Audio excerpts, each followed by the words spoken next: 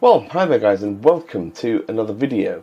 So today guys, I'm going to be playing a computer game called Capitalism from the mid-90s, a DOS game. I'll actually be playing Capitalism Plus, which was a version released a year or two later with some extra features, but ultimately basically the same thing.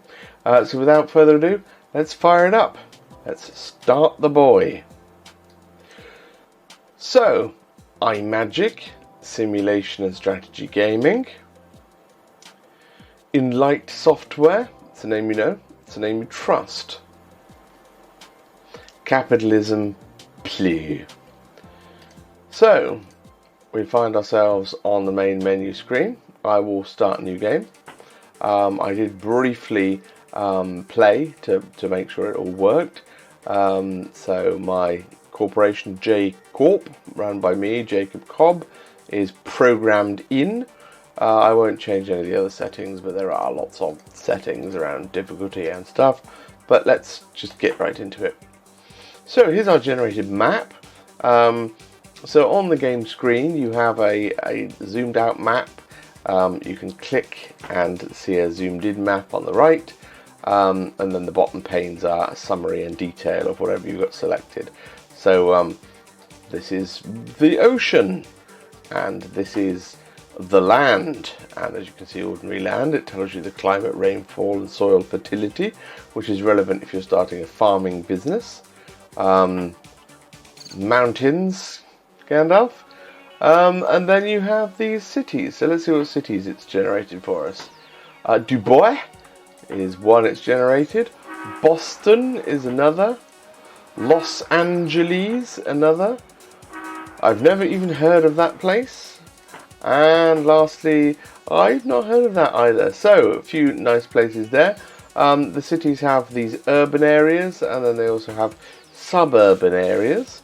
Inside some of the cities you will see TV stations. You might also see these, which are newspaper publishers. And then we can change the map mode, and you see these letters on here. So you will see various resources like O, for example, is oil, and A, for example, is aluminum, and S is silica. You get the general idea. T is timber. Right, and then also on the map we will have a number of these here docks. So some of the docks import raw materials, and some of the docks import finished products. So two types of dock there, raw materials and finished products.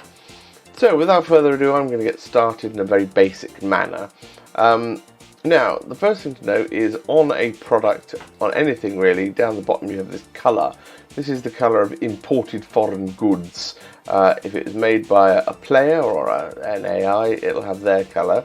Now, I'm going to go into the corporate detail section and go into brand and change my brand strategy from the default unique brand to corporate brand.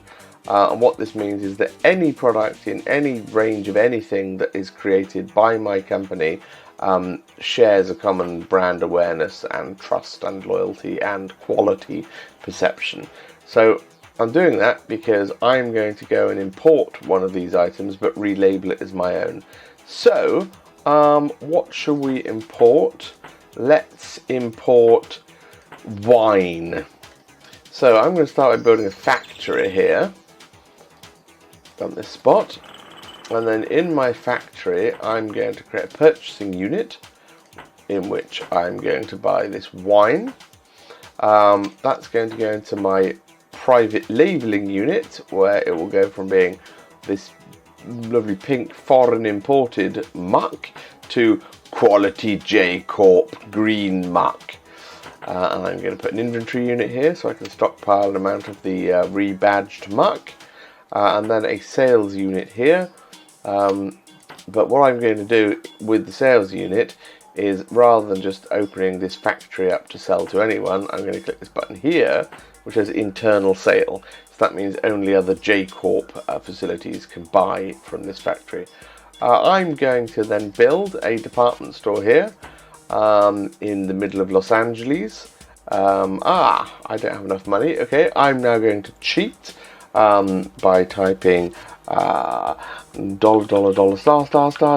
$, oh look, I just earned $100 million, and you can of course do that as much as you want.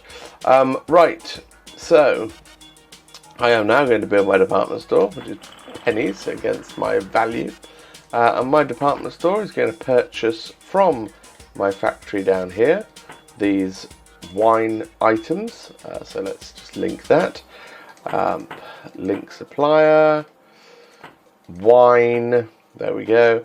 And I am then going to sell those out of my department store. I'm also going to have an advertising unit linked to that sales unit. I'll explain that in a moment. So we'll join the purchasing unit to the sales unit. There we go. And the sales unit, I'll accept the default price, $20. So I'm now going to be taking that wine from my factory and selling it at $20 a unit. And I'm going to advertise with the local television station.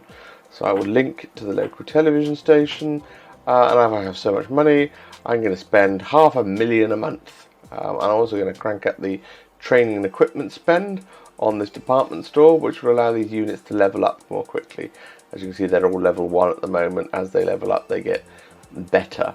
Also, in my factory down here, I'm also going to set that budget really high. Now, I'm going to be making enormous losses, given what I've just most ridiculously done, but that's absolutely fine, because I am a cheat. Right, let's see how we're doing. So, this wine is selling well, 3,100 units sold so far this month. And I am making a terrible, terrible loss. But let's look at revenue. It's a revenue year. There we go. That's good. That's what we want to see. And then, yes, there's my factory, also doing very well.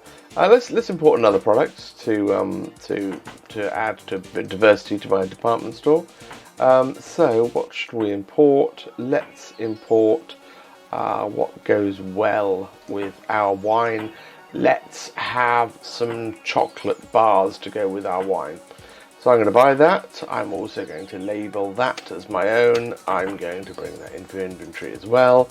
And then I'm going to sell it on. And again, like the previous item, I will be making that an internal sale only, so that it can only be bought by my department store. So I'll create another purchasing unit here, another sales unit here. I will link this purchasing unit to my factory for the chocolate bar and sell that, and I'll also advertise that as well. So there we go, nice healthy start, importing products and selling them on for a tidy loss. So there's one kind of element. Let's do some manufacture of some sort as well. So I'm seeing here some gold, quality 65. How's this gold here? Quality 68. Let's go with this gold here. So on this spot, I'm going to build a mine. Thus, and my mine is going to have a mining unit, and another mining unit, and another mining unit, and they're going to go into an inventory unit, and then that's going to go into a sales unit, and maximize my training spend, of course, and then that will be an internal sale too. So then down here in my factory, so I can go to the help menu and look at the manufacturing guide, and I can see what can I do with gold, and it will tell me there's only one recipe because there's no more button there. So gold is made into jewellery, very, very simple. Some items, are much more complicated. If I were to choose, for example, silica, then I'm going to be able to choose multiple recipes, glass and silicon, and then let's see what could we make with glass. With glass, we can make with milk, bottled milk, with grapes, wine, etc., etc. And some of them become much more complicated, like with electronic components. We can make DVD players and PDAs and wrist computers and desktop computers. Could this game be more 90s, I ask you? So yes, there's lots of things we can make with varying items, but gold is thankfully very simple. So back to the factory. That factory is basically full, so next to it I'm going to build another factory. Good job I've got a money cheat, isn't it? And in this factory I am going to purchase, and I'm going to purchase from my gold mine some gold. I'm going to manufacture. If there were multiple inputs, then I would of course just link multiple to the manufacturing. There's only one recipe possible with gold, so it hasn't asked me what I want to make. And with manufacturing jewellery, I will stash that in an inventory and then sell that on. Obviously maximise my spend there. Jewellery will be an internal sale, because that too will be going to my department store. You'll notice that because this is my gold being extracted and my jewellery being manufactured, it's already got the green label on it. I could leave the factory open and then other retailers could buy it and sell it in their stores, but no, I'm creating an extremely vertically oriented business. So I will link this back to my factory. Alright, I'm now purchasing jewellery from my factory and selling it in my department store, and any moment now that will tick in, possibly. Oh, that's taking an awfully long time. There we go. And now I also have jewellery for sale. Oh joy. Wine, chocolate and jewellery. I ask you, what better way is there to spend a Saturday night? So the wine is coming along nicely. That's some good movement there. The chocolate's coming along nicely. That's good. And the jewellery's starting to sell. Excellent. So yes, that's the gist of the game. There's also farming, so I can grow animals, which I can then turn into raw materials. I can plant things that are planted and harvested in various months and are suited to different types of rainfall and climate. What else can I make? Oh yes, another great way to piss away a lot of money is to build a R&D centre. So I can build one of those and I can do some research into things. So for example, I could research technology. So my jewellery, for example, I can do some research into jewellery on a 5-year project and increase the technology by 34 unit at great expense. Or I can research new products such as the PDA, and in just 11 short years from 1990 I can have a very relevant PDA ready to sell in 2001. Wouldn't that be good? So yes, that's research and development, which looks like Hoover Dam actually. So that's what R&D centres look like apparently. Well, that's most of what the game involves. Just creating lots of those and completely owning everything. There's also stock market activity, so a company that you control and own, you can have it buy shares in other companies. So I could have the J Corp buy some shares in one of my competitors, Revolution, and maybe some in Maple 5 as well. There we go, spending some of my enormous swathes of cash. And as an individual, I can also buy up in companies. So I might choose to buy maybe 0.95% of this company here for my personal wealth. Yes, so that's kind of that. There are lots of reports. I can look into my competitors. Wow, Revolution's CEO is a very 90s hair looking lady. That's very good. Yes, and we can see how they're doing and their stock and what businesses they've opened. Farmer, very nice Canadian farm. Yes, I can look at product information as well. So there we go. I can see how are my consumer goods doing in Los Angeles. Well, I can see jewellery. I've cornered a third of the market. That's jolly good. Wine, 2/3 of the market, going very well there. Yes, and I can see other products that are on sale there.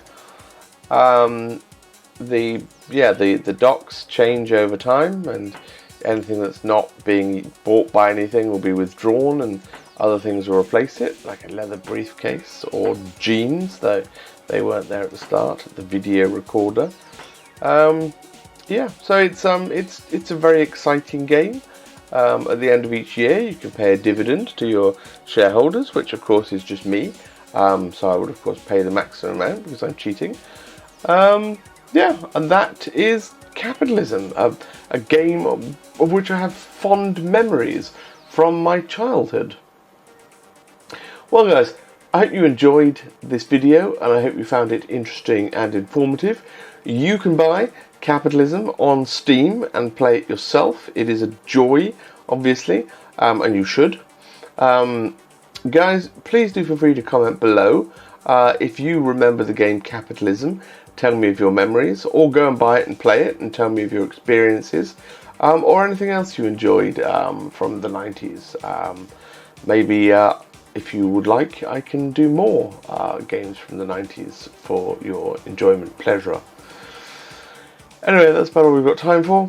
Thank you very much for watching today, guys. I do look forward to seeing you in the next video. But until then, guys, there's very little more for me to say, except, well, goodbye.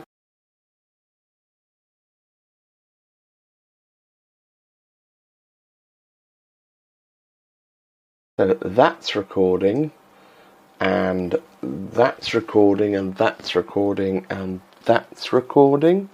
We're all recording here.